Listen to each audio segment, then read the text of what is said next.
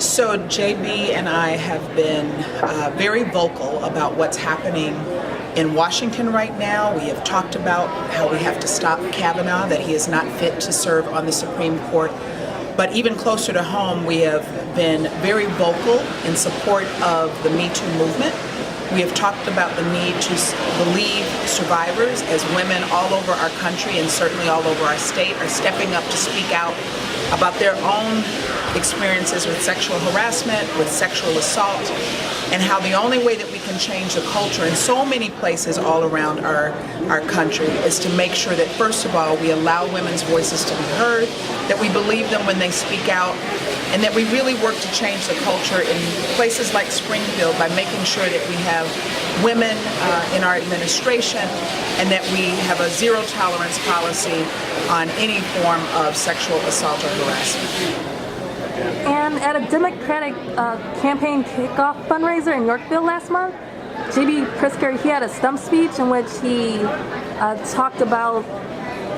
kind of downplayed the idea of the blue wave. Can you talk about how that might be a better way to look at it? The enthusiasm for the Democratic Party? Well, there's a lot of enthusiasm all around the country, really, and this blue wave really just speaks to the fact that we are seeing Democrats in every corner of our state just so excited and activated and ready to do what they need to do to win on November 6th.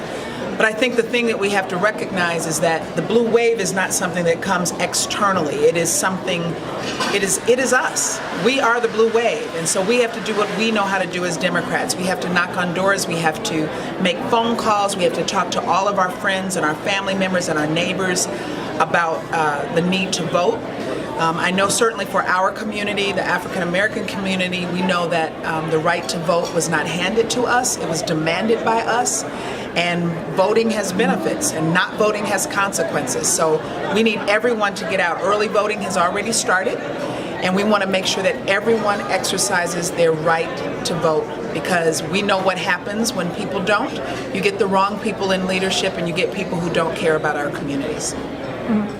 And J.B. Pritzker on Twitter, I think it was recently, I'm not sure how many days ago it was, but he talked about a recent meeting with some lawmakers and some treatment providers for mental health and other healthcare type of services. Could you talk about what you and JB might have taken away from that meeting with the lawmakers and all of them? Well, JB and I have talked throughout this campaign and have incorporated into many of our plans for our administration the need to prioritize mental health, and that's in a lot of different ways. But we have to make sure that people have access to health care, and that includes mental health care. It means that when we think about what a healthy community looks like, that there are access to those types of resources across every community.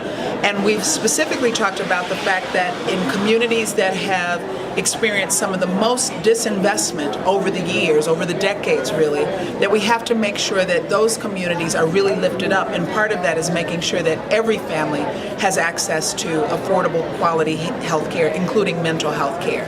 So it's something that we've incorporated in everything from our plan for veterans, our plan for violence prevention and criminal justice reform, and it's just something that we certainly plan to prioritize and talk about as we think about how to move our state forward and create strong, healthy communities.